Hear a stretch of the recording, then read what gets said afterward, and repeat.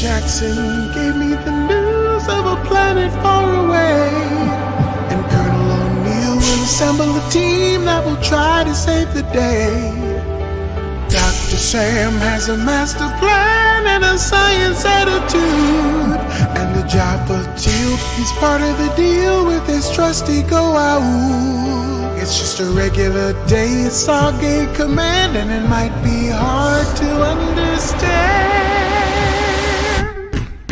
Chevron 1 encoded. Chevron 2 encoded. Chevron 3 encoded. Chevron 4 encoded. Oh no, this is gonna happen. Chevron 5 encoded. Chevron 6 encoded. Chevron 7 locked. We have a stable world.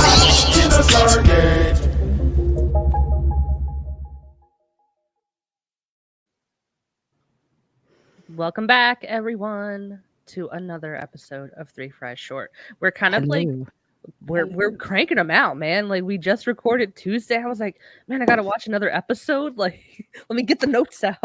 Darn, I gotta watch more Stargate. Oh no! Oh my god! No, I actually rewatched this one this morning, so I'm excited. I was Nice. Name.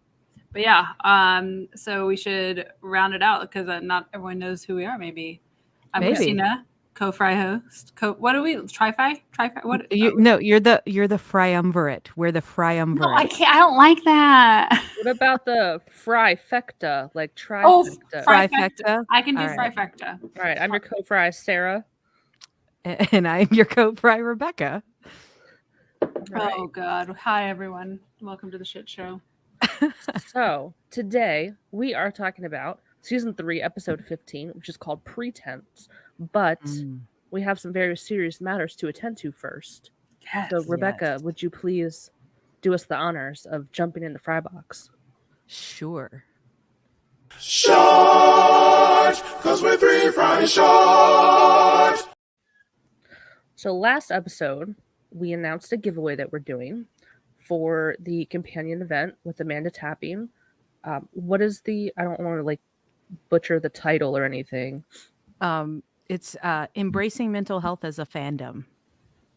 So we snagged a ticket for that. And now we're doing our, we don't know the winners yet. We didn't pick it yet. We're doing a random name generator and we're going to do that right now. So Is everybody you will all ready? hang out with us. Y'all- Yeah. You're Hold on doing to it. I'm something. ready. Sarah, you gonna spin that wheel? Oh, I get to do it? Yeah. Oh, shit. That's what I Okay. was sending it to you. Oh, See, we put systems in place. I added the names. Sarah's gonna spin the wheel. So, okay. And then I'm just here. and then Christina's here too. There it is. The wheel is there. Tapping to spin. Dun, dun, dun, dun, dun, dun, dun, dun, dun, dun, dun. And the winner is. Oh, fuck. Why is it one that I can't say? Oh, hold on. You want to test The girl screenshot from it? up north? The girl from up north. Yeah. Yeah, I think it's Lexa. The girl from Yeah. up north. This person. Elle, You the girl win! from up north. Aw, congratulations. Hooray. I We're think super I excited. think her name is Lexa, I believe. I was Congratulations. confused first because the non-spacing. I was like, oh my God. Elle, the girl from oh yeah, I typed them out exactly as they were on Instagram.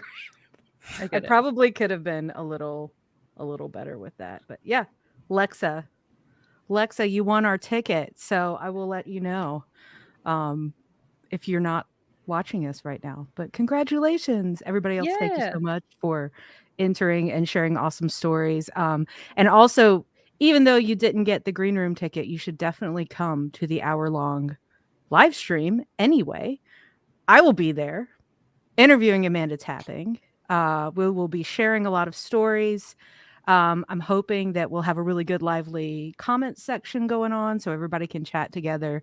And I've got a couple of surprises for Amanda, so I'm excited. So everybody, please come do it. If you're a companion member, you can get yours for free. If you're not, it's just $20, and just know that the vast majority of that money is going toward mental health organizations, charities. So Yeah, it's I all can't for a wait good for it. cause. I cannot wait for it. It's going to be fantastic. Yeah. Yes, that's So- exciting. We'll reach out to you, the girl from up north, Lexa. We'll reach out to you, whether to Instagram, DM, or wherever we can find you, and we will send you We will find you. the accoutrements you will need to attend the event. Accoutrements. What's an Yes. appropriate word choice for tonight's episode? Very, very appropriate. Oh gosh. All right. We ready to jump into it? Because it's a fun one. I think so, yeah. So I remember this episode just because, like, it's such a good one as far as dialogue goes. Mhm. And again, like, this whole, like, area of season 3 is kind of my sweet spot. But what are your guys' general thoughts about this episode? It was very, to me, your it mic. struck Your mic is cutting out. mine, really? It was for a second. It does very randomly. It's very strange. Can you It's hear it good now? Yes, Yes. good now. For me, it was one of the very the only way I can put it is Star Trek-y episodes for Mhm. me. And there actually are very similar. There is a Star Trek The Next Generation episode called The Measure of a Man where Data is on trial as to whether he's like Mhm. sentient and able to have autonomy. And so it feels very, very similar to that to me. So I dig it. It's, it's a solid sci-fi, just your like strong sci-fi concept episode. Yeah, I along those same lines because the opening credits, I had actually forgotten that we start off with a space battle scene, and I was like, "This is the first time we've done like space battle like kickoff." It did feel very Trekky or like Battlestar Galactica, like at that part for me, which was a fun way to launch because we usually are either like on a planet or somewhere else. But I like we got a lot of connections to storylines. This is a very good gather together episode where we see kind of these abstract places come into one spot and makes the world a little bit smaller. So I find it to be like an anchoring episode, if so to speak, like one where we can point back to a lot. A lot of things got started here or ended here or kind of launched from this place. Mm-hmm. But overall, I enjoy this episode. Not a like top 5, but I enjoy this episode. Yeah, this was. I like how it pulls elements of stuff that we're already familiar with.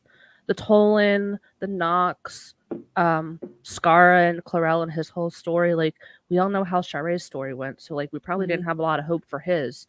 I also like Schrodinger. The Yeah. cat. We saw the cat. Orange Solid Cats, cat man. appearance. The Solid. best. But when you mentioned Star Trek, and Jay posted a TikTok of a Star Trek episode that kind of had that same vibe. I don't know what it was called, but it was the culture that was they didn't conform to any genders, and the one person kind of had this thing with Riker, and she identified as a female, and she Oh, was yeah, put yeah. on trial. So like it kind of felt. What was that face for? Oh, My sound is going wild. Oh, is it?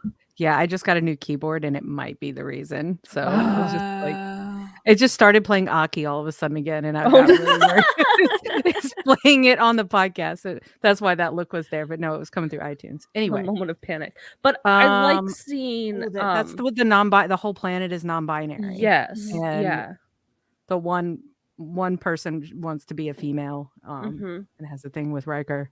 The Yeah. cool thing about that episode is apparently everybody was like, wouldn't it have been cooler though if they actually were like, I'm a guy, and like there was still like a romantic, like that would have been Yeah. even cooler. But anyway, Yeah, but I like to see justice systems on other planets and see how it works out, and kind of see like how they set up their rules and their procedures versus how we do it on Earth.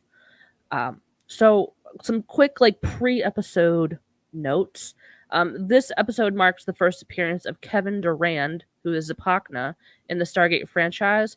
It aired 7 days after his 26th birthday. Now, That's cool. he doesn't look 26 to me. I don't know if it's all the makeup and the hairstyle and whatnot, but I was I like, mean, people aged. The sunscreen was not a big of a deal as it is today, so I don't know. Like, all I can see is his immaculate eyeliner, though. I mean, like, I want to yeah. copy that eyeliner, not gonna lie. his Fantastic. hairstyle too, the way it was parted, think it was parted like weird and it came to a point on his head. Mhm. You know So what's weird though is I feel like at 26, I probably looked similar. I feel like when we were 26, we probably looked like that, but then we've taken better care of ourselves and like kind of de-aged or stopped the process a little bit. Like the makeup's different. But yeah, at that time, I think Yes, that's what taking 26 better looked like. care of myself. skincare.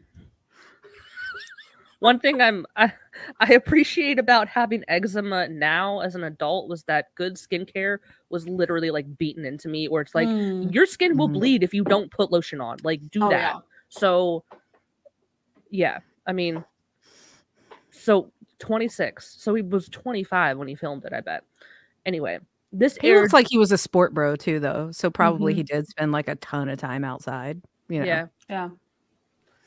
This episode aired January 21st, 2000, which means it was the first episode to air in the new millennium. That's And this wild. makes Foothold the last episode to air in the 1900s.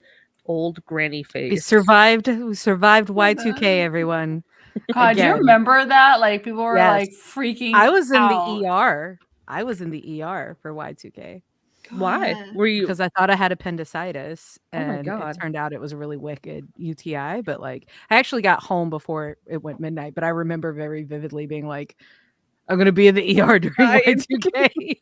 Well, like you gotta remember, like Y2K was before all the social media, like all of that. So the way it got Mhm. kind of populated, I mean, I don't know that people today, like born obviously after that, can really understand what Y2K was because or the intensity of it because you don't have community to talk about it or like talk about It's your just like theories. the news, It was just and there. And you're maybe like, AOL. maybe some chat AOL was rooms. around, yeah. Some chain emails, you know. But like it was one of those where like if you had anxieties about it, there really wasn't community to like discuss that. It was just you're either all wrapped up into it and gonna wait it out and see. I don't know. It was, You but know, it was such Best Buy a had those stickers that were like updated for Y2K. They're safe yes. to buy. Like, Well, because we rewrote the because the clock or the calendar like was yeah, reprogrammed, and we thought that was so novel. Like, how could they do that? That's fantastic. They're so smart. it's gonna crash everything otherwise. That, It was a moment in time. now we can go in and recode our like systems to be whatever date and time we want it to be. It was a like moment in time. Yeah. it was special. Anyway, I digress. We can move on. This also is an episode where Alexis Cruz returns to reprise his role as Skara. So again, he's one of the only people that came from the movie. He was in the OG Stargate movie in like 94 or whatever it was. And then this one was shocking because I saw it come across the screen in the opening. I was like, girl, what? It was written by our bestie, Catherine Powers. This is Oh, one of her girl. better It might better be the works. best one, right? What? I would think so. Thus far. Did she do Thor's Wagon? Oh yeah. Oh, I hear you're clickety clacking. I know, I'm asking ChatGPT. You're Okay. asking it if it's her best? No, I was asking which ones, and it only spit 3, so poo on it. Never mind. I guess AI is not as I smart think as I think the Thor's wagon or Thor's hammer or both. Did she do maybe. both? Those are probably maybe the most solid. Yeah. Anyway, Interesting. so that's our pre-episode like fun facts. So to jump right in, our episode opens with a space battle. Very nice 2000 CGI. It was like space it was battle. honestly like more CGI in one shot than I feel like we've seen for the most part. Like there were a lot of elements in it. So Yeah. it's like, okay, I'm with you. I have gone like I feel like CGI has gone so far that I'm not impressed by it anymore, and I'm impressed by the practical effects. I was like, you really want to like get me going? Do some practical effects because that shit holds up. If it like Jurassic Park, there were people walking around in raptor suits, and that shit still holds up. Or like the giant animatronic T-Rex, that's why it still looks so good. And CGI, no matter how good it is at the time, it will age, and we will look back at it and laugh. Oh God. So Yes. Hi, Ergie. He's looking out the window. Hi, Ergie. So- Your episode is next week, okay? Oh, buddy. Ergie. So, a glider is under fire from two huge gold motherships orbiting a planet. Multiple blasts from the planet destroy both motherships, and the damaged glider enters the atmosphere. The glider crash lands, and a group of the planet's residents run over to it. It's Skara, and he is badly injured, and he asks for help in the normal person voice that's not the Gould voice. So we have our opening credits. We cut to the SGC. There is an unscheduled off-world activation. They're got their guns pointed at the gate, like they're ready to go. And SG1 are in the control room. Daniel notices that the iris looks a little like wobbly and a little like flimsy. And it's losing its integrity. And then we see a big fat orange cat materialize through the iris, and Sam recognizes it as Schrodinger, the cat she gave to the Tolan man Nareem. Sam goes to the gate room to fetch him. Also, thank God for autocorrect, because that saved me when typing this. Kind of like Shro, okay, Dinger. it filled in the rest for me. So Teal'c points out that the Tolan possess the technology to walk through solid matter, and O'Neill puts his one first of many comments of how So he's many. so salty that they're not sharing their toys with him. Like every conversation in this episode, But it's he good. brings it up. It Yeah. lays out groundwork for a Mhm. future episode that makes it very convincing, because he has gone on record many, many times to say how pissed off he is about that. Mm-hmm. And it makes it way more believable when we see what happens. Yep.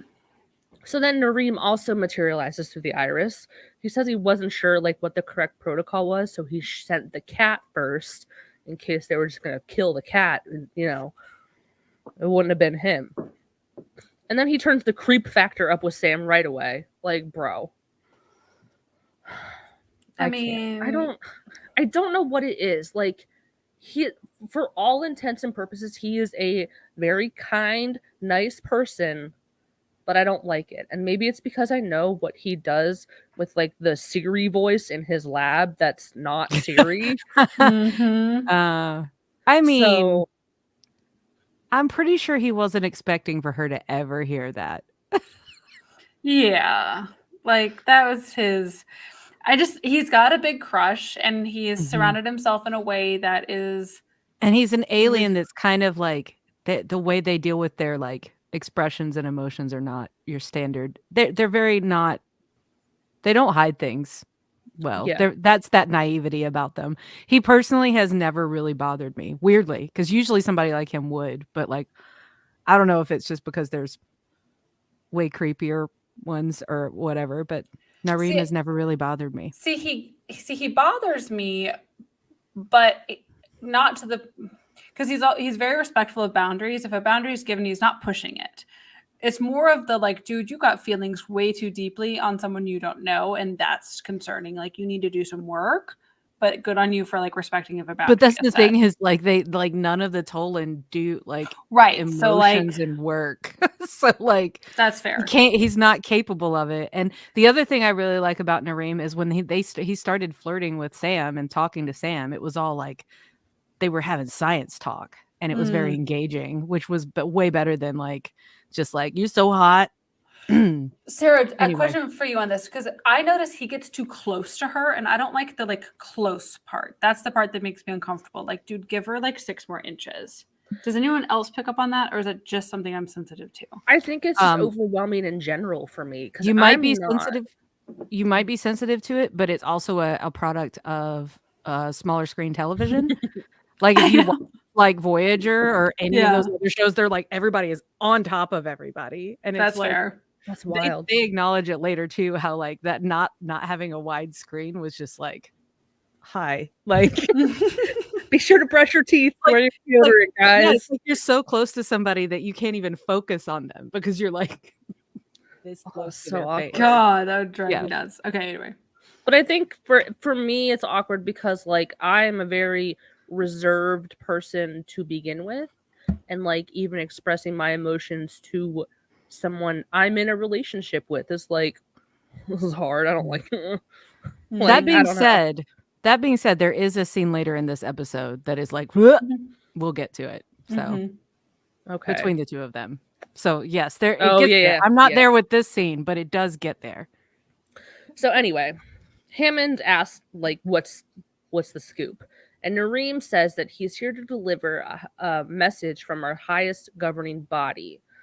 Colonel O'Neill, the Tolan Curia requests your presence and your team for Triad. And he hands Jack like this blue triangle shaped device, and Jack is like, I feel like I'm being served, which he kind of is. Mhm. Like, Yep. he's being subpoenaed to go Mhm. there. Cut to the briefing room. We have some dialogue, so we get some lore about like what this triad thing is about and what's going on. So we've got O'Neill, Yeah. Nareem, Daniel, and I think There's that's it. one Carter line. Yeah. So I'll get O'Neill. I will be Nareem, and I'll grab that Carter line. It's just like Cool. a really quick one. Perfect. I got Daniel. So what exactly is this triad? It's an ancient ceremony of justice, quite honorable. So it's kind of like a trial. I'm not familiar with trial. Trial, it's sort of like a tribunal, a place where matters of justice and law are decided. Then yes, triad is similar to your trial. So who's on trial? The decision triad must reach is of great concern to an old friend of yours. He's an Abydonian by the name of Skara. What? It is he who requested your presence. He's alive? He's okay? He is well, but he does need your help for triad. Where's this taking place? Our destination is the new homeworld, Talana. But we sent you to the Nox planet. There wasn't a gate on Talana, Nareem. The Nox and the Tolan were able to devise a way to get us there. Of course you were. Way smarter than we are.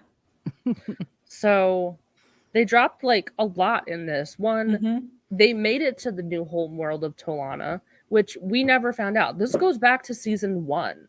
So I think maybe this is why I like season 3 so much, because they're really tying in stuff from past seasons. We got prisoners. We got Sharae finally being dealt with, even though that was terrible. Now we're getting this with Skara. Like, they're bringing in and kind of building on the existing universe that they've kind of laid out.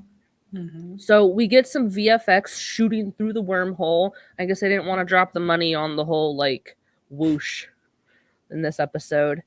They probably spent their budget filming at that place. What is it, Rebecca? Oh, it's at the bottom of the notes. The hold on. The Simon Fraser University Burnaby campus in British Columbia, which literally everything has been filmed at. Mhm.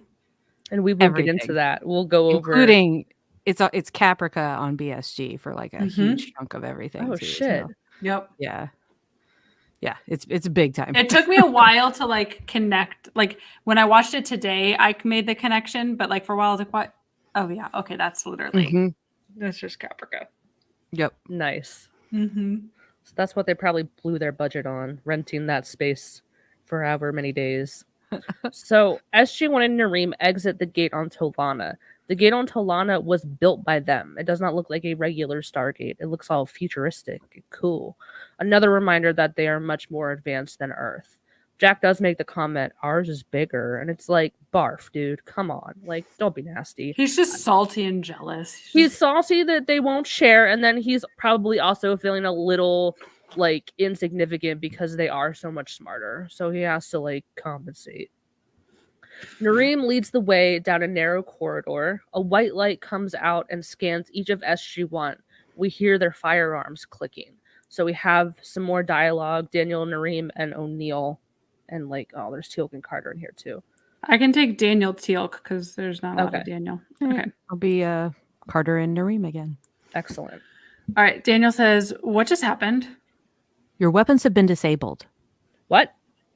Do not worry. You may continue to carry them if you wish. You don't think you should have told us this before we came? I didn't find it relevant. We don't travel to other planets without weapons which we defend ourselves with. May I ask what you intend to defend yourself against? The Tolan have never threatened you in any way.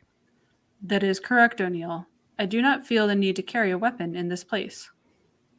And, sir, judging by what I've seen in the last 5 minutes, our weapons wouldn't be much of a match for their technology anyway. No harm will come to you. The Tolan will guarantee it. Is that a money back guarantee if you're not completely alive? I butchered that, but you get the sentiment. So same thing.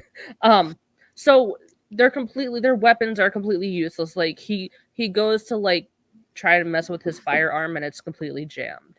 So they don't really tell them a lot of like what's happening, and it kind of feels like a surprise. So we get a plot dump about how the triad works. In the triad, there are two arguing parties called seekers. Triadic law requires one archon who is sympathetic to each cause and one neutral archon. The archons argue the dispute until a decision is reached. So a seeker is like a defendant and the archon is the attorney. Nareem takes SG-1 to meet with Skara. At first, he speaks to them as Chlorel, but there's a piece of technology on his chest that's glowing red. Skara's head drops and the glowing crystal changes to blue. Now Skara can speak freely. The Tolan designed the device worn around his chest. It suppresses the Gould's ability to silence its host. The Gould and host are free to speak at will. The device can't be removed as long as Chlorel and Skara are guests. The indicator on the front prevents one from pretending to be the other. Red indicates Chlorel, blue is Skara. So they just got everything figured out, man. But it's kind of cool, and O'Neill is like, yeah, we'll take a dozen. And then Nareem has to be the wet blanket to O'Neill, which we all know. He is basically like, we cannot share with you, it's forbidden, blah, blah, blah. Refresher, that's kind of how their first homeworld was destroyed. Because if you remember, they gave it to a neighboring planet. Their neighboring planet fucked up all the shit, and it like caused their planet to like shift on its axis and caused a cataclysmic like chain reaction of volcanic eruptions and earthquakes and shit. So I understand why they don't want to share. I get it. And that's kind of a trope that we see throughout lots of science fiction, where whether it's us, like the prime directive of like, we're the more advanced ones and we will not interfere with lesser evolved groups of people, or we are the less advanced ones and nobody wants to share with us because we kind of suck. Like, let's be real. There's no guarantee that we're not going to use it on each other. Right. No, So, none. Yeah, and Tolan gets it. Like, they know that Earth is comprised of multiple governments with their own motives, so I get it. Jack does not. So Skara chooses Daniel and Jack to be his archons, but they will still only get one vote. They're co-counsel, first chair, second chair. And they inquire the reason for the triad. They're like, how did this happen? What is going on? So we get Skara, Nareem, Carter, O'Neill. Oh my god, Daniel. I'll get O'Neill and Skara. Carter and Nareem? Okay, yeah, so then I'm just Daniel. Okay. So Skara says, we're fleeing a battle group dispatched by Harrower. My demon knew the Tolans would stop them. Which we did. We warned them, but they came anyway. Our defense grip was forced to destroy the grid. I think that's grid. Our defense grid was forced to destroy them. I copy-pasted, not my fault. Our defense grip was forced to destroy them. Carter says, so Harrower is dead? Skara says no, but 2 of his motherships are destroyed. And then O'Neill says to Nareem, wait a minute, you blew away 2 Gould motherships? We are not a warring people, but our defensive technology is far more advanced than that of the Goa'uld. Daniel says, yeah, well, I know all this weapons chatter gets my blood pumping. Can we get back to the triad? Yes, of course. When our sentries reach the crashed vessel, Skara asks us to free him of his Goa'uld, but the Goa'uld refuses. Therefore, under Tolan law, we have no choice but to hear both arguments before acting. And Chlorel's archon is who? Enter Lord Zapakna, who is a Gould. Very fabulous get-up. Like Emperor's New Groove style. Like, yeah. The makeup. Very large headpiece, makeup. Yeah. Oh, yeah, he did have that headpiece. Yeah. At the very beginning, and then he takes it off really quickly. Because he looks like an idiot, but that's fine. So we get this cool interaction. So Travell is this Tolan High Chancellor, and she's kind of been the one explaining how this whole thing works. And she's like, kind of, it's all very like prim and proper and like civilized, even though we know under the surface that the Gould are, they don't care about this stuff. But she said, you know, we're honored to have you here to participate in Triad. And he says, due to your easy dispatch of Harrower's motherships, I don't have a choice. He's like, I can't really say no, you know? Okay, can we just read this? Because it took me to the end to put it right in the voice that it needed to be in. Okay, who wants to read it? Who wants to do it? I'll do it. Okay. In the Triad justice system, the people are represented by three separate yet equally important archons, SG-1, Zapakna, and the Nox. These are their stories. Bum, bum, Dum, na, bum. na, na, na, na. I'm so glad. Thanks, that- Craig. I am so Love it. glad that we all could simultaneously get right there. Like, and all it took was The these dun- are their stories. Dun dun. Dun, dun, dun. I've been watching Law and Order too. We need Oh. to make like a TikTok edit. Yes, please. These are their stories. Oh my gosh, that could be a whole series. Mhm. Na, na. Yeah. Okay, anyway. Sorry, back on it. So Zapakna seems kind of like a sourpuss. Like he doesn't want to be here and he can't just blast his way through. He's like, oh, I have to pretend to be nice or like civil. O'Neill is also kind of grumpy that the Tolan did not notify them that a freaking Gould would be here, but Nareem reminds them that the Gould is just as disarmed as they are, and their disarming technology works on all forms of weapons. So that's okay, cool, but still, like, it would have been nice to know. Oh, what the fuck? What is that your keyboard again, Rebecca? Now your mic won't work. You're muted. No, listen, it's brand new. It's got some bells and whistles to it. Okay. So, Okay. yeah, anyway. Continue. Sorry. So Jack and Daniel are Scar's Archon. Zapagna is Clarel's. So who's this neutral person they're supposed to bring in? Is it one of the Tolan? Nope. Laya appears, the Nox woman that we met from the Nox episode, and then the one who came to help the Tolans leave Earth. Also, the decor is on point. I don't know if you noticed, like there was a huge big banner that was red that had the serpent guard symbol on it. And then for Earth's room, there was a big blue banner for Earth's, which kind of it matches up. Blue represents Skara, red represents Clarel. So they like brought out all the like pomp. They're and- very on brand. Very Yeah. like we're gonna theme this. We're gonna make sure it's like it's up for production because you would only They do also that. They Go love ahead. water fixtures in this building. Oh, Like they're Noticed. everywhere. They're like against all of the walls. Like there's Mhm. just water everywhere. Yeah. They got the people from Trading Spaces. You guys remember that show? oh my god. I saw a TikTok. Remember the hay room? Even me as a Oh. child was like, that's fucking stupid. It was so bad. Hildy was just fucking with people, man. Never in a million years. No, never. She just came in to destroy people's houses and was like, bye. Y'all Good fucking luck deal with fixing it. this. Oh god. Okay. So Jack thinks this is going to be a walk in the park because Laya is fair and she's just going to vote however they vote. So let me get some really interesting dialogue. We have Carter, O'Neill, Teal'c, and One Daniel line. I can do Daniel Teal'c. Okay, I'll grab O'Neill Sir, what makes you so confident? because Laya is fair and an insightful person who will vote our way. Besides, she likes us. Laya likes everyone. That's the Nox way. And then Teal'c says, the Nox are not in conflict with the Gould.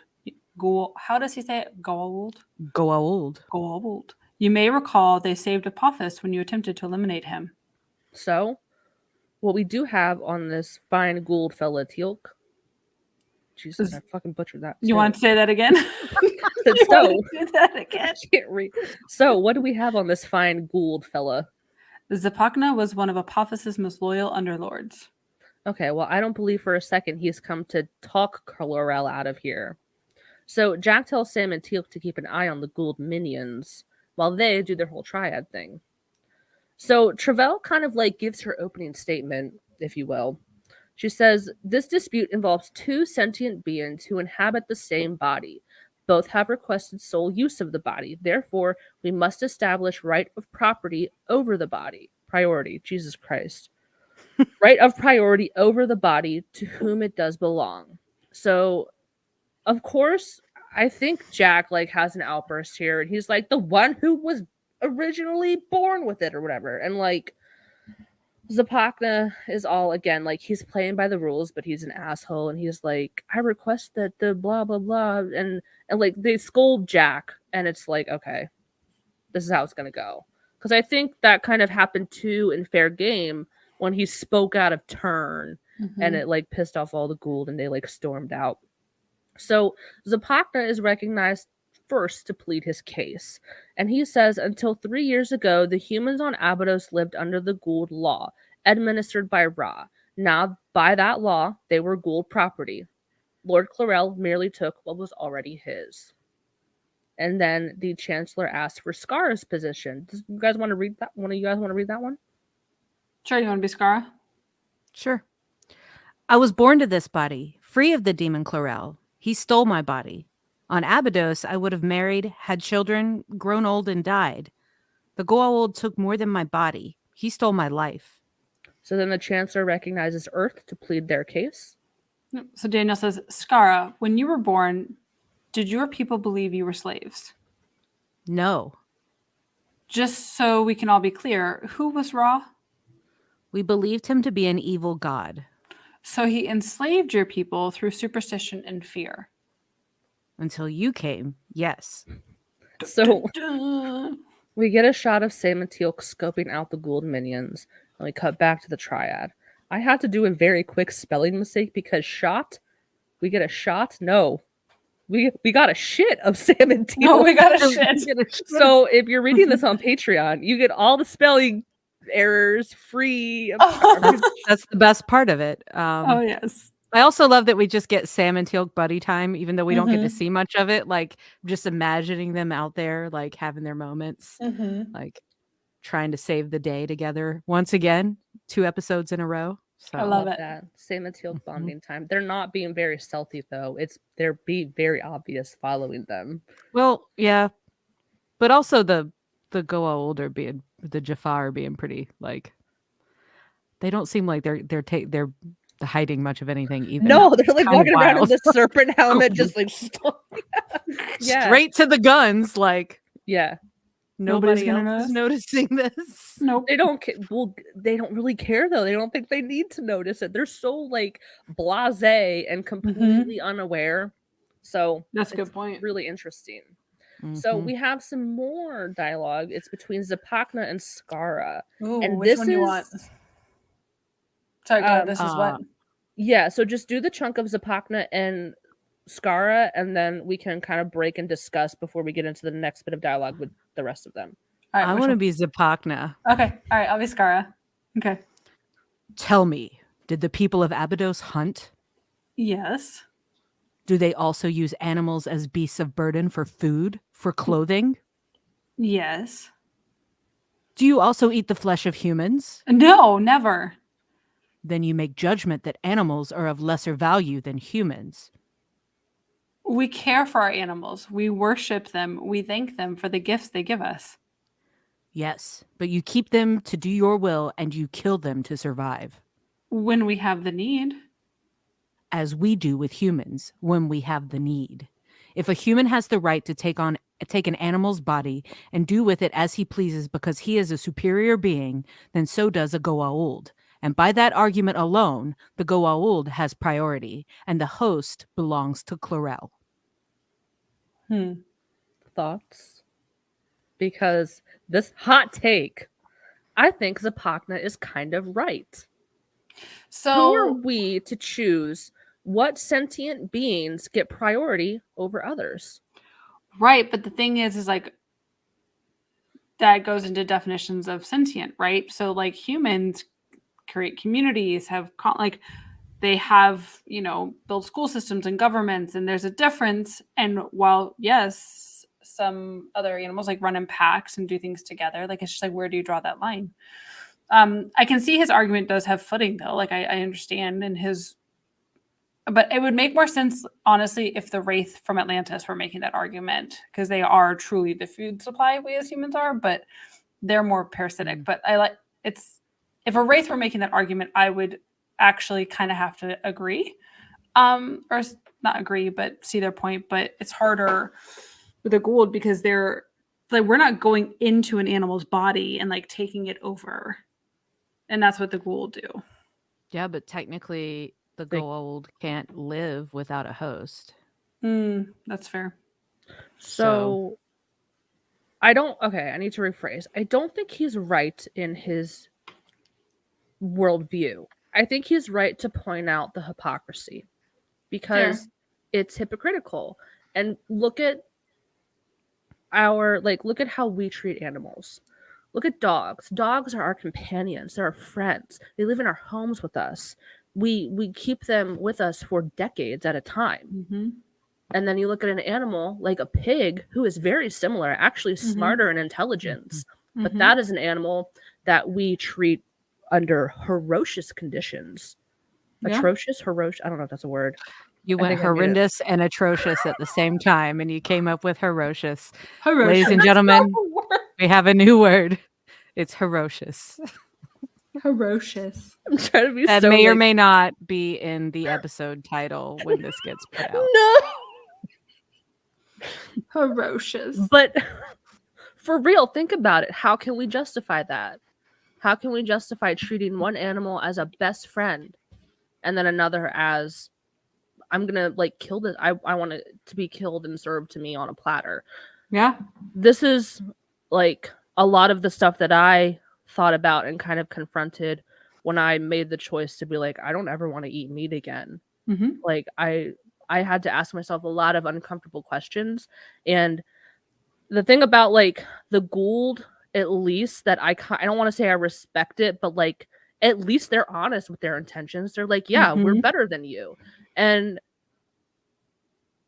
I kind of respect that more than them trying to justify of like, well, we're smarter and you're not as smart as us, and like they just don't care. And I don't know, like I think they recognize that like, yeah, we're taking over somebody's body, but we just don't care. Like we think we own you. Yeah. So it opened up like a lot. Like I think he's right to point out their hypocrisy in certain ways. However, like, and I was doing research on this too, because the Abadosians are on a desert planet, they don't really have the ability to grow their own crops or like grow food. So they do have to rely on animals to survive. And there are cultures in our world, like people who live in the Arctic, they can't grow crops. So they have to rely on like hunting and fishing. So there are certain cultures that I can understand that for. But like, and I don't want to get like too preachy. I get it. Like I completely understand why people get turned off by that. But like factory farming is ferocious. Yeah. Okay. I feel we can get in that on a whole other side topic. I'm like, I'm not going to open my mouth on it because as a vegetarian, I also have lots of thoughts and opinions, but we could do like a whole podcast on just that topic. As a not vegetarian, but have been at times. I mean, and also having visited places like Mongolia where they do primarily eat meat and eat things from animals because they're nomadic, and there's a lot of desert area and everything, is very different from like how we consume meat in America. Oh God, like completely different. Like it doesn't feel like nearly as bad, because they're like they're only killing what they need. They're not stuffing full of hormones. They're not doing all of that they stuff. use everything too. Drastically like, different. Yeah. But like the bone, the skin, like they use every bit. Nothing goes to waste. There's literally a dice game that they play with like sheep's knuckles, even like the knuckle bones. Like they use everything. Yeah. So, yeah. And I don't want to like judge anyone or be preachy. No. Like everyone, it's all like, I get it. But I think they're important questions to ask and like maybe think about. And there was even like an episode of Star Trek where Riker like pointed out, well, we don't actually eat meat. It's just like stuff from the what is it called? Like the food generators. Replicator? Yeah, like it's I not know actually replicator is a weird word in the Stargate realm, but in yeah. Star Trek, it's where you get your food from. Mhm. So important questions to ask. And actually in the next episode, Ergo, we get into a lot about like sentience and what constitutes life and what we consider like alive and feeling and sentient. So we now have a conversation. It's O'Neill, Zapakna, Daniel. So I'll grab O'Neill. Daniel. It will be Zapakna again. All right. O'Neill says, your argument is flawed in oh so many ways. Humans are self aware, animals aren't. Animals are not because you deem them not to be, just as we deem humans not to be. What my learned colleague means is that humans are more advanced intelligence than lower caste animals. Exactly, just like that. Is that not a matter of perspective? Just like a human considers itself more intelligent than a pig, might a pig consider itself more intelligent than a rat?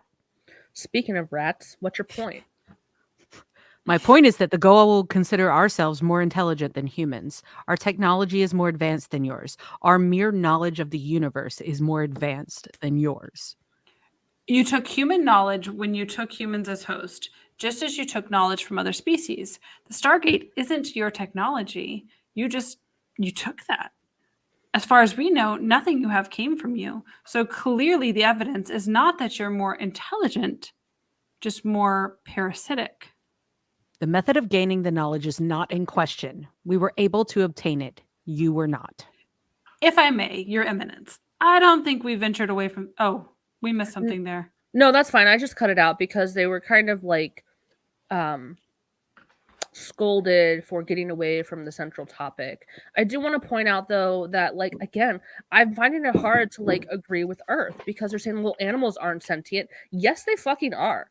You know, like anyone who has a pet knows that like they have their own personality. And the fact that they can just feel pain alone, like I would never want to hurt an animal. Yeah. Like Zapakna kind of caught up in his own thing though, because like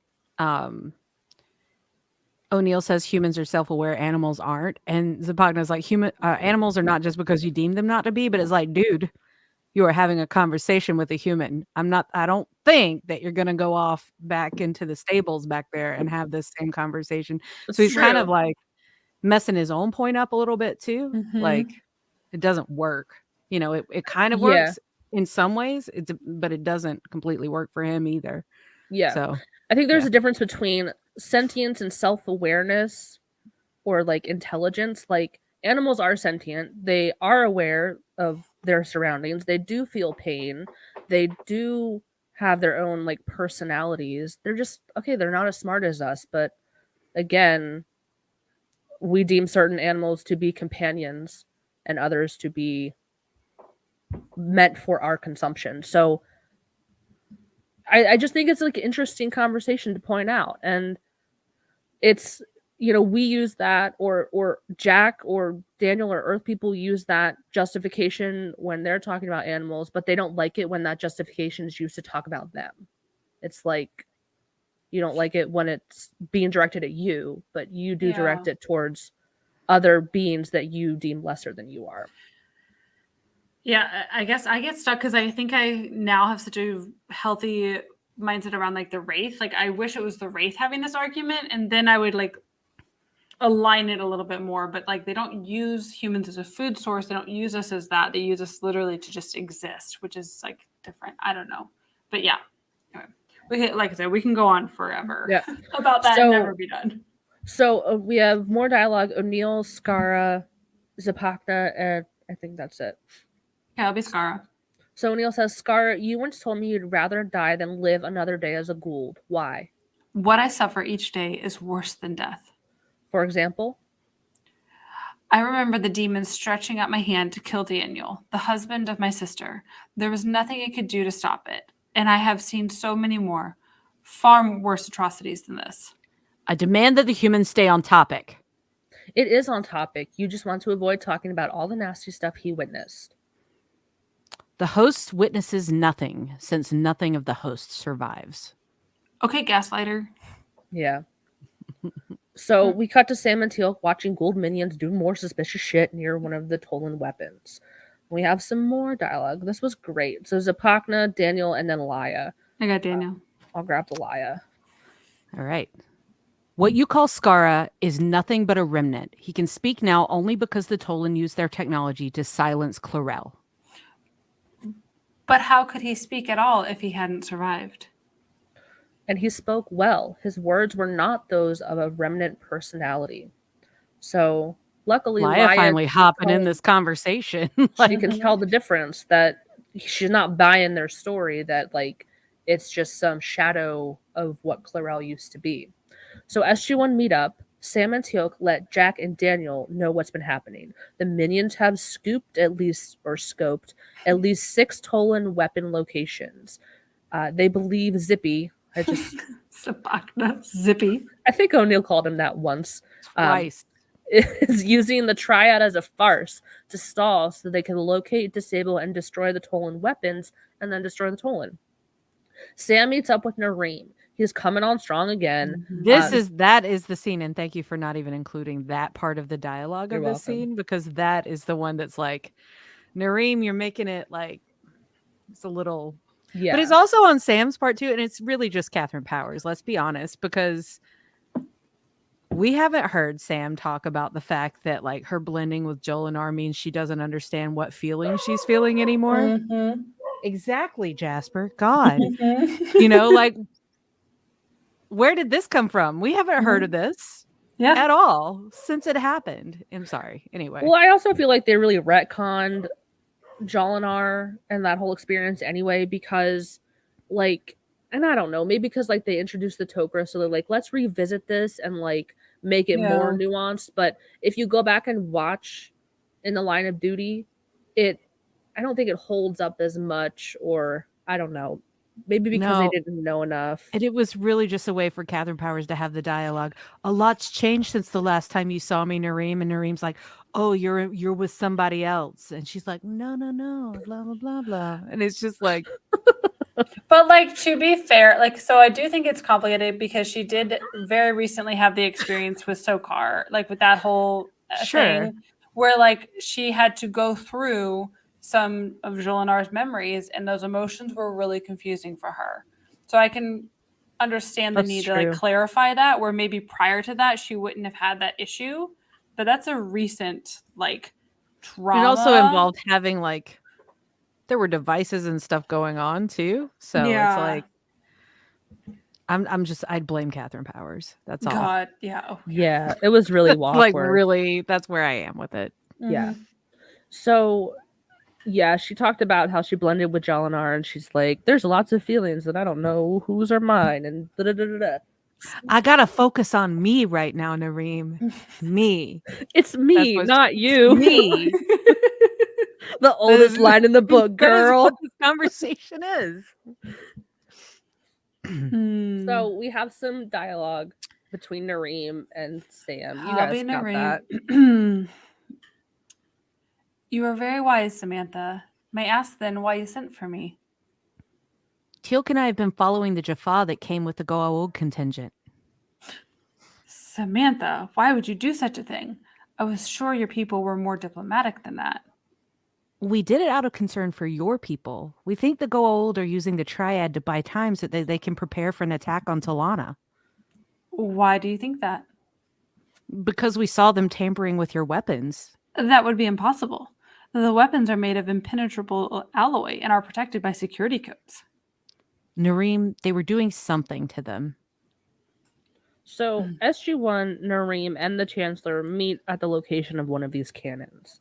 She tells them that she asked Lord Zapakna about their accusation, and of course he denied it. Shocking. It's like you tell a teacher that a kid's bullying you, and it's like, oh, I just talked to that kid. They're not bullying you. Like, are you for real, lady? Like, fuck you. You just like made it way worse. So it reminds me of all things of an episode of SpongeBob, but I'm not gonna. It's fine. Anyway. She also says their experts have found no signs of tampering, and Sam suggests they were painting them or marking them as targets. Travell scoffs at this. Yeah. Oh, no. Because there's no visible signs of marking, but Sam counters that there are always ways to mark things that aren't visible. So we have some dialogue. Travell, O'Neill, Carter.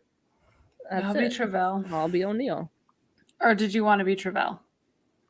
I'll be Carter. You're good. Okay. You can be Travell. If so, the instant one of these cannons is attacked, the rest will automatically locate the position of the attacker and destroy it. Unless they're all taken out simultaneously. If that were possible, why then did the Gold Harrower not do so when he pursued Chlorel? Well, maybe because he didn't have a contingent on the planet's surface targeting the weapons in advance. He didn't do it because it's impossible.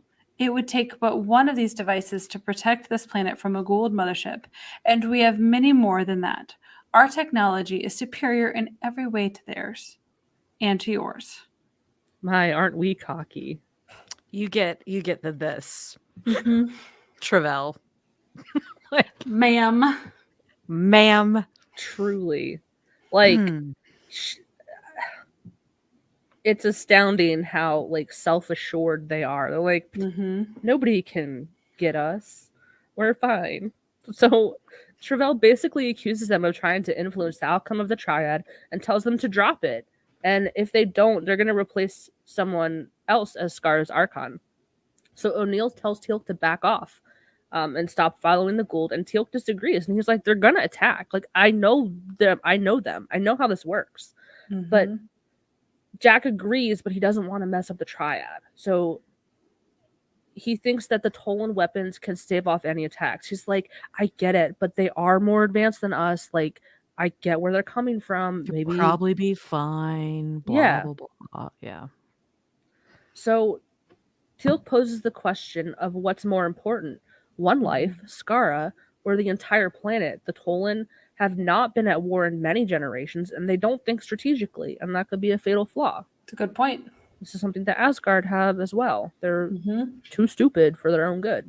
That one comment actually made me feel a little bit better about everything the Tolan have been saying so far, because it's like, how can you be that stupid? Yeah. But like Teal'c just saying, like, they haven't been at war. They're not having to think this way. Right.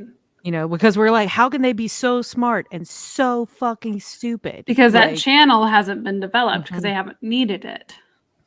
It's like people who live, it's true crime. It was a quiet, sleepy town. Nothing ever happened here. Everyone's doors were always unlocked. And it's like, then some awful, terrible crime happens, and they're like, we never thought it would have happened to us, because it's like, yeah, you never had to but think about it.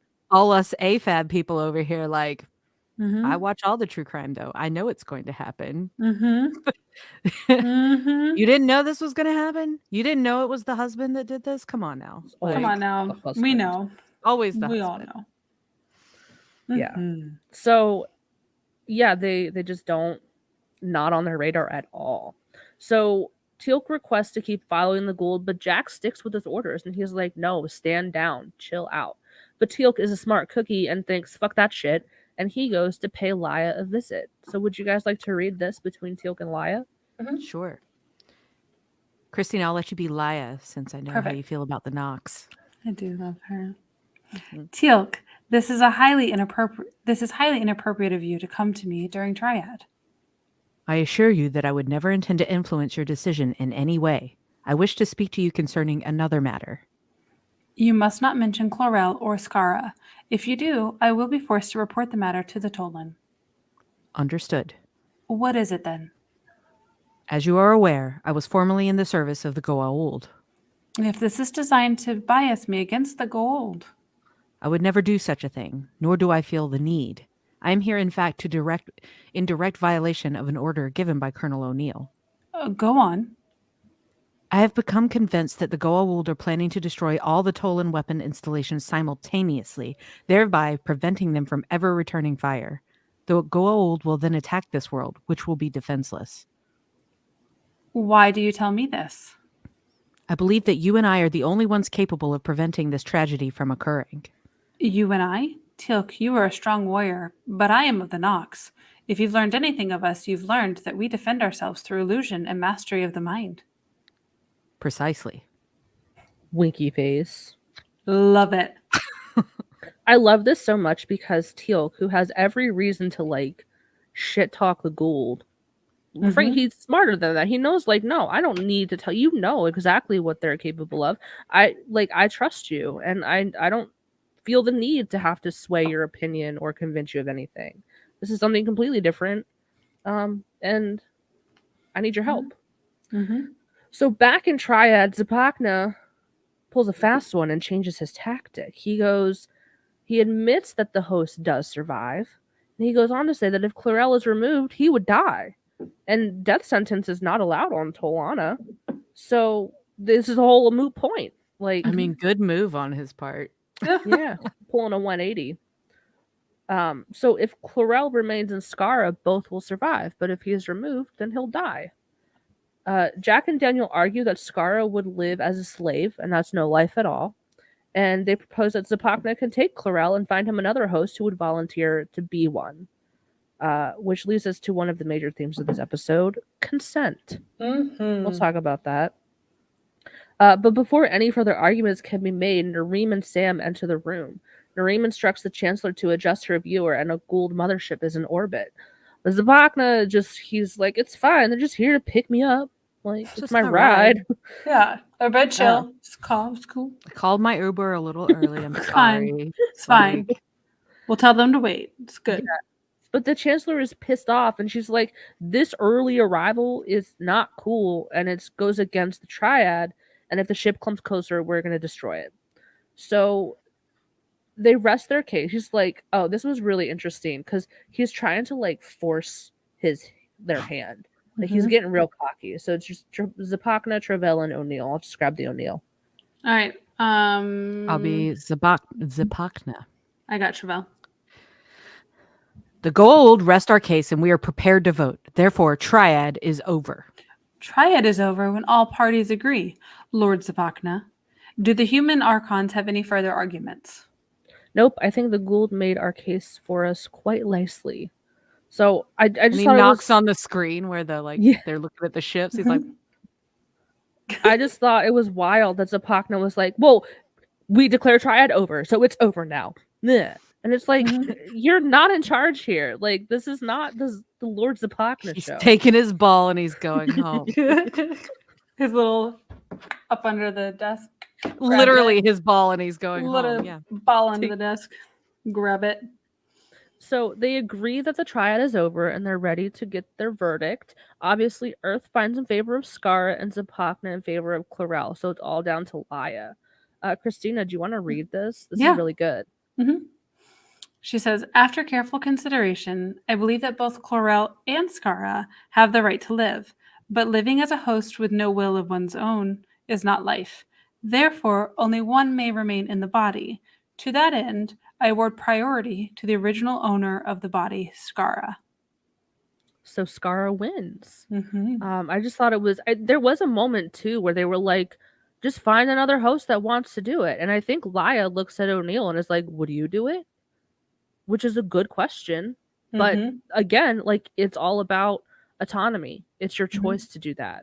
Mm-hmm. Like, that's how the Tok'ra operate. So it can be done. So Travell says that she's going to summon the Tok'ra to come to Tolana and assist with the removal of Clarel. He'll be removed from the host, and if he survives, he'll be sent to the Gould world of his choice. She uses the technology to lock in Skara, so he has control over the body. He is completely locked in. And he has priority control until the Gould's removed. And congratulations. And Zapakna is pissed. Did He's they dismissed. name that device? I don't think so. No, I don't think so. No, it's yet another just Device. I think for them they just said technology. I think technology is some kind of the technology. laser tag something. Yeah. Something. It does look like that. It looks like a laser tag sensor. Yeah. So Zapakna is dismissed by Travell, and he's pissed off. And he uses a communication ball and he like yells into it and gives the order. And the mothership begins to target all the ion cannons. And this is funny because O'Neill gets his "I told you so" in. He says, I hate it when people waste my time like this. Basically, like, I fucking told you this was going to happen. So Bolt of Energy destroys all the cannons, and they meet up with Teal'c and Laya. Zippy escaped through the Stargate like a little Ah! bitch that he is. That's the like His moment. aha, you can't catch me. Ah! Teal tells Jack that he completely disregarded his orders and has been working with Laya. She transports them to a field and she waves her hand, and an ion cannon appears. She hid one of them, and that's all they need. One is all they need. That's all it takes. Mhm. So it doesn't fire right away. And Teal'c remembers seeing the Tolan using a keypad to like activate it, and he does the same thing. And the cannon fires and destroys a couple of gliders. And then it takes aim and destroys the mothership, effectively saving Tolana. It's this big, huge space explosion. So we have some dialogue. It's Travell. So this is back in the triad room. They're all like relieved that they stopped this from happening. We've got a lot. Travell, O'Neill, Teal'c, Carter, Laya. I can Teal'c and Carter. do Travell and Laya. And I'll do O'Neill. All right. So Travell says, "You disregarded my warnings. Mine too. Well done. If you were one of my subjects, I would be forced to discipline you. However, you are not one of my subjects." It could not have been done without the assistance of Laya. And Carter says, I thought the Nox were pacifists. I only hid the weapon. I did not fire it. Pretty fine line you didn't cross. Yes, it is. So we basically saved your whole planet, right? Travell says, "Yes." And you therefore indebted to us in any. Why can't I fucking read tonight? And And are you therefore indebted to us in any modest way? I suppose that is the case. So how about giving us the plans to build one of those ion cannons? You have been told our policy, and that has not changed. Boo! Tomato, tomato. Boo. but that interaction right there Mhm. is 100% what sets up things to follow. Mhm. Yeah, Like that It's good. like eye lock interaction is like Mhm. that's real good. Mhm. So the Tok'ra have completed their removal. They exit with the Gould in like a nice Gould mason jar Lantern? type of thing. Yeah. Mhm. Laya wonders what will become of Clarel. She's like, I wonder what will happen to him. And they're like, who gives a fuck? Where's Skara? Yeah. And he enters their room and they all share a hug. And Skara like does this cool like handshake with Teal'c to like thank him. And we fade out. So that was our episode. I like the triad scenes where we get the discussion and the posing of all these questions. It makes you really think. So like for themes and discussions, I have like sentience and how do we determine who is Mhm. sentient, and in the order of like who is above others in sentience and who deserves to be alive and who doesn't deserve it. So I think that's all very interesting concepts, and I think we should all think about those things. Mhm. Another thing, I gotta scroll down. I lost my place. Bodily autonomy. So, like, this is the crux of the whole episode. Who gets the body? Is it Skara's? Does Chlorel get to the right to his body? And there's so many things that are like in our world that tie into this, whether it's like obviously the first thing that I think of is like reproductive rights and Mhm. like who choose when it comes to reproductive care, whether it's like getting a hysterectomy or getting your tubes tied. So many women have been discouraged from doing that. Like, oh, well, you're young, you haven't had kids yet, so I'm not doing that. Or, oh, what about like if you like get married to some future person that is not even in the picture? They're worried about your potential future husband and what they want. And it's like, I'm sitting right in front of you right now and I'm telling you what I want, but it doesn't matter. Yeah. Things like organ donation too. If you think about it, like once you die, you still have the right to your own organs. They cannot take people's organs without them being an organ donor. It is against the law here. Yeah. So whether you're dead and you are not an organ donor, or if you're alive, like nobody can compel you to give blood or bone marrow. Like it has to be your choice. exposure to harmful chemicals. Like this is something too where we're exposed to all this stuff without our knowledge or consent. Have you ever heard of the radium girls? The like The dial the painters yeah, Mhm. yeah. back in the 20s or like the late 19 teens. Mhm. They were painting dials with radium paint because it Mhm. glowed and it was like glow in the dark. And they were told this is healthy for you. It's good Mhm. for you. And it was super fascinating. There's tons of documentaries and stuff on it. It's fucked up too, but they would lick their brush to like make the point tip like the point extra sharp. And the stuff that happened to these girls was, what did I say Mhm. before? Wait. Atrocious. Atrocious. Atrocious. Mhm. Was that what it was? Horrendous and atrocious, and you put it as Ferocious. ferocious. Ferocious. It was Ferocious. ferocious.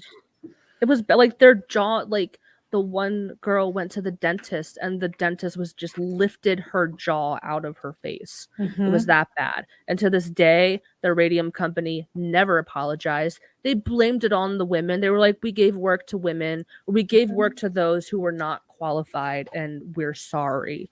We're sorry. It's like, we're So, sorry.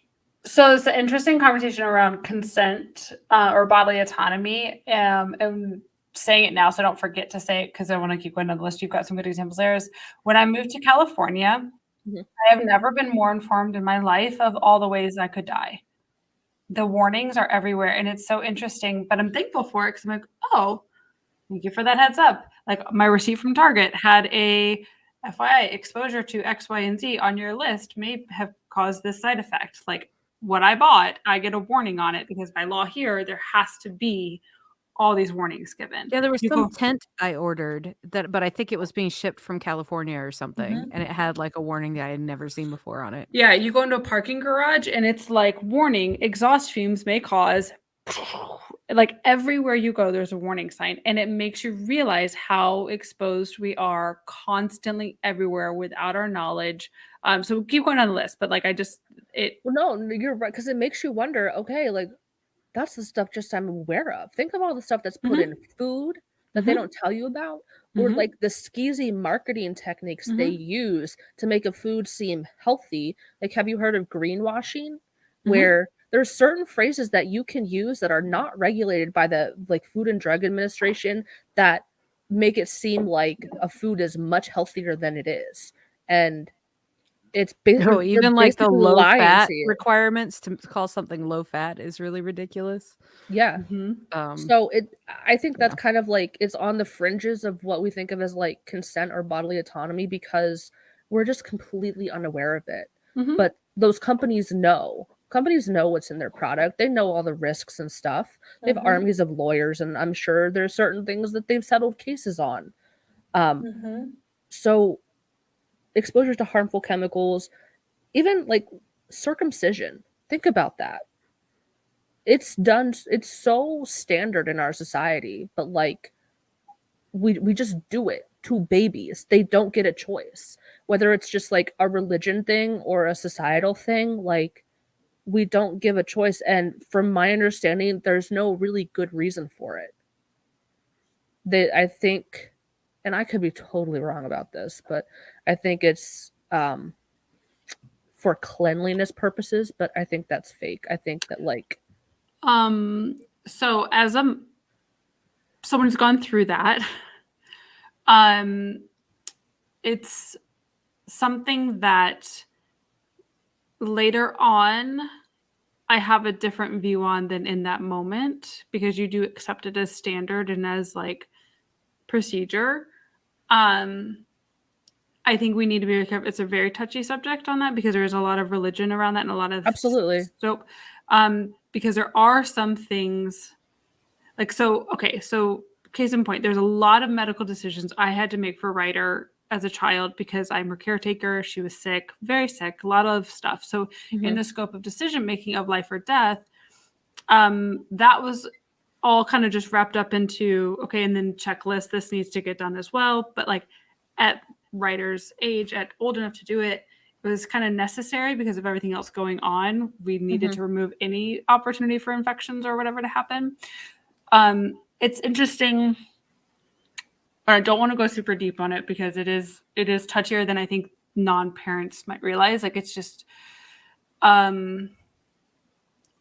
I think consent matters in that space. And it frustrates me. I think the medical field has gotten better about that. I do think there's a lot more instead of it just being standardized. I do think there's a little bit less pressure in that space, still room to grow. But I definitely support autonomy of any sort of permanent decision if it was not life threatening, didn't need to, and it was cosmetic. I think it's something to think about. Yeah, and I definitely don't want to come across as like judging or accusatory. I totally get it. Like I just think it's become so standardized that it becomes a not like people don't think about it at all. And it's we trust the doctors, we trust medical professionals to be the guiding light. Like they know best, so we trust them. But then I've heard people talk about like their experience, men talk about like how they feel about it and how like they've grown up and they're like, wow, like that I didn't have a choice when it came to that. Yeah, and I think for this topic, I would defer to men's experience in it, like in what they feel like and what that opinion is, because it's kind of like for me, I have like an opinion, but I don't know what it feels like. I don't know what it feels like to live with that, have someone having made that decision for me. And I would be curious to kind of have that lens on it. So I feel apprehensive taking a stance and communicating on it because I don't have my own autonomy experience in that space. But it is something that I think we need to be aware of and be mindful of. Yeah. And I think a lot of when you talk about bodily autonomy, a lot of it is about women. And I don't want men to get lost in this either because there are things that happen to men against their bodily autonomy. And then like another thing, you think about like ear piercing. Like how many people pierce their baby's ears? And like I was one that like I don't even remember getting my ears pierced. Do I care about it now? No. Like I don't remember it. I don't really care, but it's weird how we just think it's okay to do that kind of things to children. And like I've seen a lot of videos recently about um like spanking and like parents who spank their kids versus like gentle parenting and whatnot. No. And I saw someone say like they were responding to something and they were like, that's the point. Like if an adult were to hit another adult, that's assault and you can call the cops and they get arrested. But if you hit a child, if a parent hits a child, that's just parenting. No. It's weird. It's weird how some people view it. And again, I'm not judging. I'm just asking questions. I just want to ask the question. So what's the question? Why is it viewed so differently? Why is it if my dad were to come into my apartment and hit me as a 31-year-old lady, that's assault. But as a kid, he could beat the shit out of me? No, but it is the same. It is abuse. It's abusive because as a child, but it's not it's not seen as a felony if your parent spanks you. Oh my Oh, god. Jasper agrees. Again, You know what I think we should tread like but the thing is that so many people who have made those laws are like it has to go up the mountain hill to get something like that changed in the laws in space, in that law space. You know what I'm trying to say. But it absolutely is like that is an innocent child that has no ability to fight back or have any control, and in that space it's not okay. And but that goes into what's wrong with our society in general in a bigger scope, and like we can't solve that in a 5-minute conversation. But it should be worse. It should be absolutely worse if you hit your child and hurt your child, because like sure, if someone came and hit me now, like I can fight back, that is assault and that's a problem. But you hitting a child, spanking, that is not okay in my book. I think like the crux of my questions is like, how do we put things like in a box? We compartmentalize things to justify them. And it's just I ask the question to like get to the root cause of like, well, if we do this, why can't we do that? or if we can't do that, why can we do this? It's so everything is complex and nuanced, and that's why I'm like not trying to judge, but just like Oh, I ask a don't. question. For me personally, I don't think it's complex to say you shouldn't put a hand on your child. Like, I don't find that to be complex or negotiable. Like, I don't. You should Some not put people your hand do on your child. though. Some people do. The corporal punishment, spanking, whether it's like No. spanking on the butt or like hitting the top of their hand. Some people are very firm and like, yes. And I was hit as a child and I turned out fine. And But did they I turn think out it's you? fine? fair. But did Did they? you? But did they? But But they did didn't. you? They didn't. They didn't turn out fine. Like, like as like I struggle. Like, and I've talked to like I struggle so much with my anger and my frustration at times, and I know when those times are in parenting, when you reach that line where I'm like, I can understand. I know where those spaces are when that zone happens. And it takes a lot, it does take a lot of control to keep yourself in a mindful space. It is hard to gentle parent. It doesn't always happen well, but that is coming from emotional growth and self growth where I'm able to be in control of those emotions.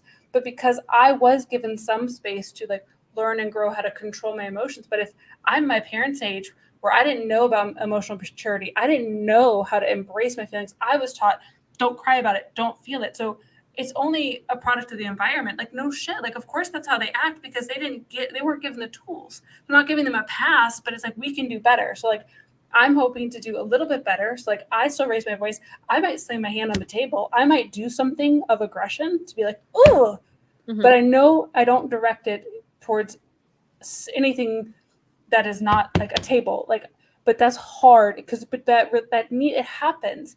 And for parents who are in the space where they're struggling with that, like it's because that control of emotion, and you've got to do better there. And it's not right. You cannot. Our children are going to frustrate us all day long. It's going to happen, but we have to learn how to control and like own that tool, own that thing, and not cast it aside and use it as like, well, it happened to me. I'm fine. No, you're not. Do you want your child to grow up and be that way? No, because you're embarrassed when it happens. You feel like a shitty parent when it happens. Like, I can't tell you how many times I'm like, God, I fucking failed today because I yelled at my kid and I feel bad that I yelled. So trust me, we feel bad when all those things happen. So like, you don't want your child to be that way. I can, yeah. Yeah. I can say from personal experience, both of my parents hit me Mhm. and did really like looking back, kind of fucked up forms of punishment, all Mhm. the way from like my mom would use kitchen utensils like a wooden Mm. spoon or a spatula. Mm. And then my dad had it was literally like a wooden plank.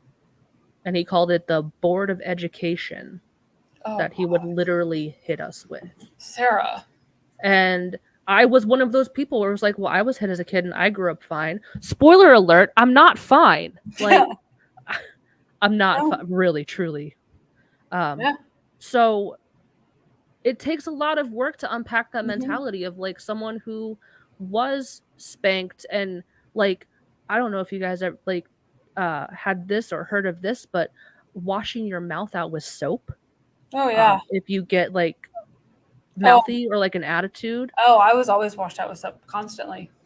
liquid dish soap Always. or bars of soap, which looking back, first of all, barf, like bar of soap where hands have touched or like you're using it in the shower, first of all. So Mhm. because I was a little shit and I knew that like if I didn't act like the punishment hurt or bothered me, Mhm. they wouldn't use it anymore. So I remember this so vividly that it was a bar of soap and my mom would like scrape it on our teeth and stuff. So it was like in our teeth, like it wasn't just like rubbing it on our. So I remember just like taking a bite out of it and I was like, tastes good. And just like Mm. laughing. She never did it again because she knew it wouldn't Mhm. work. So as someone who kind of came from fucked up punishments, I had that mentality of for a while that was like, well, I was hit as a kid and I'm fine. So like I can see why spanking is still done or people think that it's okay. So I don't if I had a kid now, I wouldn't want to Mm. spank them or hit them or do anything messed up like that. But again, I'm also not a parent and I know that it probably is really fucking hard. And there's a lot of like Yeah, and so like that's the there's a thing. Like, lot. I think it's best, and we can't kind of get back to like the autonomy part and like all like the episode, Yeah. but in this, I think the acknowledgement is, I understand completely what that emotion feels like when you're so at your limit. Mhm. And if it had not been for so much therapy, I don't know if I like things may be different. And like one of the things growing up, I was always afraid of having kids because I was worried, what if I hurt them? What if I couldn't control my anger and I hurt them? Because I know how angry I can get in certain scenarios and I know how overwhelmed I can get. Now I know it's sensory overload and like autism overload, and that makes me volatile and like need to be physical so Yeah. I can better understand my environment and what to do. But I'm not going to lie, there are some mornings, especially during COVID and homeschooling, when I had to school that child and try to work, where like my meter, I had to leave the house, I had to slam a door, I had to go. And I get it. And I empathize with people because it's just such a struggle. It is. But you have to own that emotion and you have to do the work, because your children don't deserve to be on the receiving end of it, because you remember how you felt as a child. It didn't feel good. And it's worth doing the work, because afterwards you can be proud of yourself. I'm breaking a cycle. It's not easy, but what a joy to break your kids up in a different way. So I don't think the conversation on spanking is a controversial one in my mind. Like, that's we can do better. That is not the way it has to be. But that's my sense. Yeah. I think there's so many different ways that we can look at like how bodily autonomy is like factored into our everyday lives. And again, this is no way to like judge, especially like I'm sorry about like the circumcision thing. Like I know that it didn't even register. So, but I think it's important to ask, because But I it have is, heard. I mean, I get it. It like, sensitivity aside, it is something as people grow up, whether they've had it or haven't or whatever, it's a thing that they're like, you hear men talking about. Like, so it is a thing. It's not necessarily something that the fault needs to be placed on a parent necessarily, but it is a matter of autonomy and like Right. And why whether is you it wish you done? had it or not. Yeah. Yeah. It's just, but it's like, you know, And I understand that like it's part of people's religion, and some people don't do it until they're older. Yeah. As part of like a religious ceremony. However, it's done. Yeah. But yeah, and there's again, so getting back to the episode, it really is all about consent. Like the Tok'ra, that's how they operate. They only take hosts who consent to it, and the Goa'uld take whoever they want. And as Laya pointed out so well, like both of them are sentient beings. She did not deny. She doesn't care if the Goa'uld have bad motives or they're nasty or evil or whatever, but she recognized they are both sentient beings. They both have a right to life. But in this situation, the body, Skara, who is asking for freedom from this, he should be granted that. And they can find a host that wants to be a host. hopefully. Yeah. Hopefully knows? for I mean, Clarel. if they take him to Chulak, though, like a lot of those people on Chulak serve them. And there might be people who would love to serve their god and be a host. Who knows? Yeah, No, you no. don't know. There might be someone who's sick and dying, and that's the thing. Like, giving the choice and the autonomy. Like, I think it was a very fair judgment of how it ended, because, like you're saying, both are sentient, both are deserving of life in this. But one stays, and the other is just great. They'll survive. They'll die of their natural causes if they don't find a host, and so be it. There's no guilt on that. I don't know. There's a like beyond even autonomy in the episode. There's also like, I'm trying to think of the other kind of tropes, because we saw some other things coming through, but like it's that ego. Like this big ego thing between, honestly, like Jack's ego being a little bit like consistent and persistent in this, and like I don't necessarily love, but I get and I do love it at the same time. His kind of whiny, they have to be we do. We have this like every time it got brought up, and it plays a role later, but this just acknowledgement of such a shift and like the perception that just because someone won't share with you makes them an asshole. Yeah. Like- Well, I think Jack is like, I get his frustration and he wants to help Earth and whatnot against, he's thinking of like the outside threats and the bigger picture of the Gould and their enemies. Mm-hmm. But he's being a little naive to think that if they did get their hands on a crazy weapon like that, that it would not be used by nefarious people within the Earth's government and the NID and shit. Like, he's really naive to think that that kind of stuff would not happen. Or maybe he knows and he just doesn't care. But as cynical and like jaded as Jack is, he's kind of overlooking that big picture there. Yeah. Mhm. Yeah.